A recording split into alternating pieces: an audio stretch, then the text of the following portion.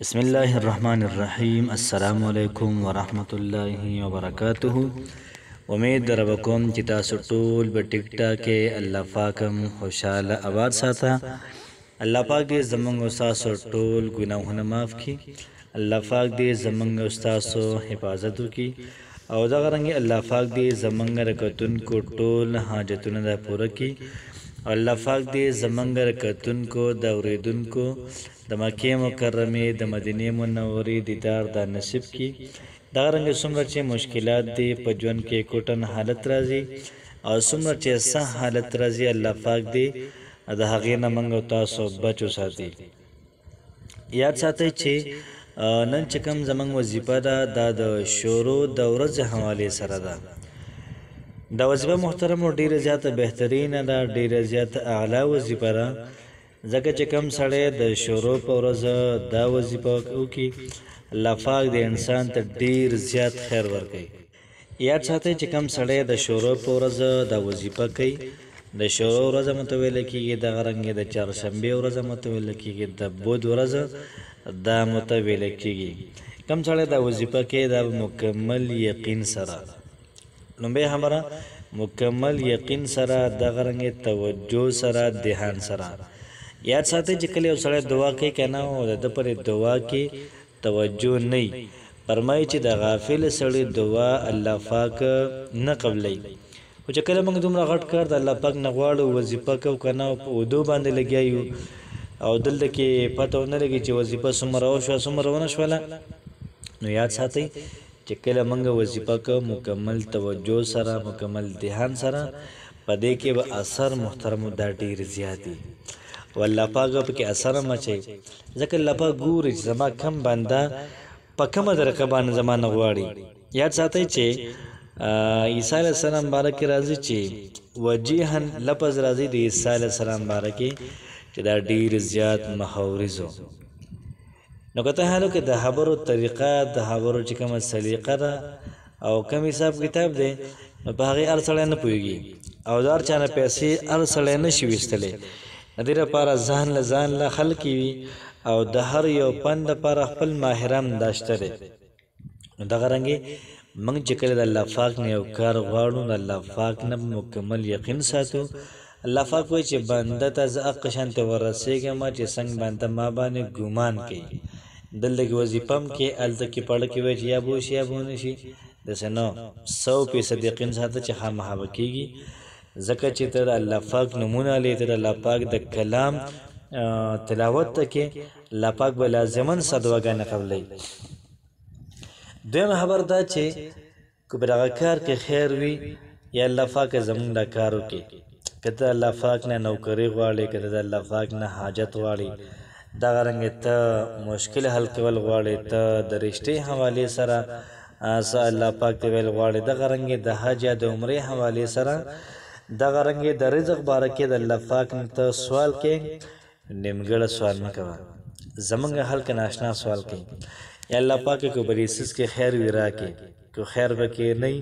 د سره مه راکوه. یو دا سوال دا طریقه را ټیک نه ده. زمونږ یو استاد و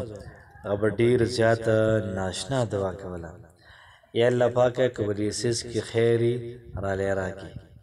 یا الله پاکه که بریسس کې خیر نه وي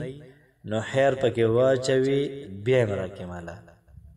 نو دومره کامله مکمله مزیدار اغلا دعا پکار ده. پیغمبر علیه صلات وسلام یو صحابي دی او سم ډېر زیات نری شوی و. پیغمبر علیه السلام دی تپوس کوي چې ته دې خوا راشه دومره ولې ټپ شوی، څه دعا کې؟ دی ورته وایي چې د الله رسوله زه یوه دعا کوم. څه دعا کې؟ زه دا دعا کوم چې یا پروردګاره په آخرت کې مال کوم عذاب راکړې که نه هلته مه راکوم، دغه عذاب ماله په دنیا کې راکړې. نبي علیه السلام ورته ویله خدای ساده سړیه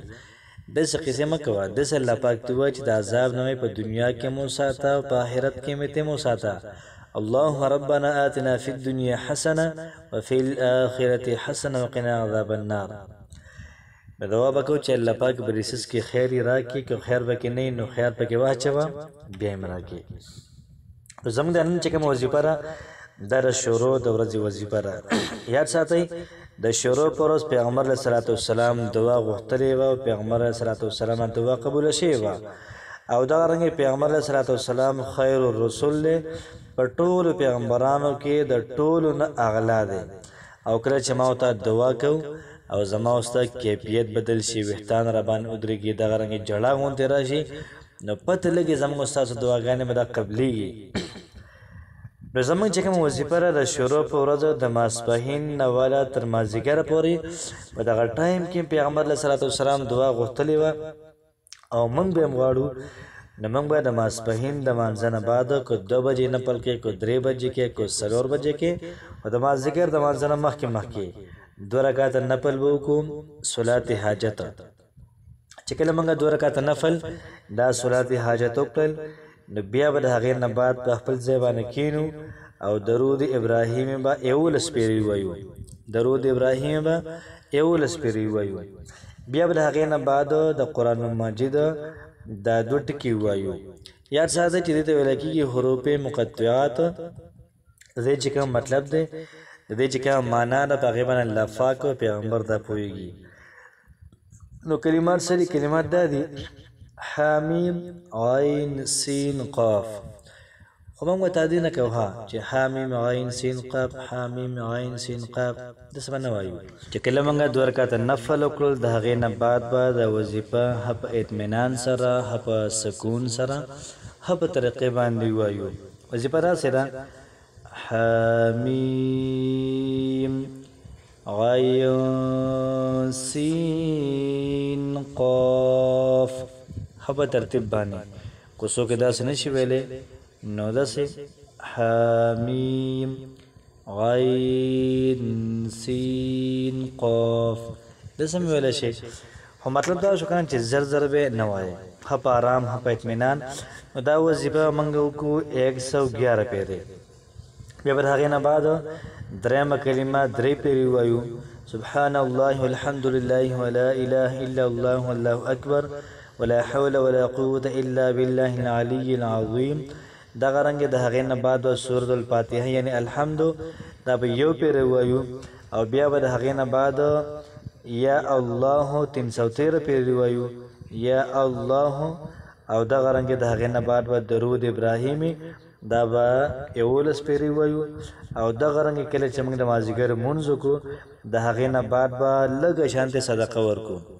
د کم سړی چې څومره وس کېږي د کمې زنانه چې څومره وس کېږي د خپل وس مطابق د صدقه ورکړي او دا وظیفې به صرف 3 هفتې کوئ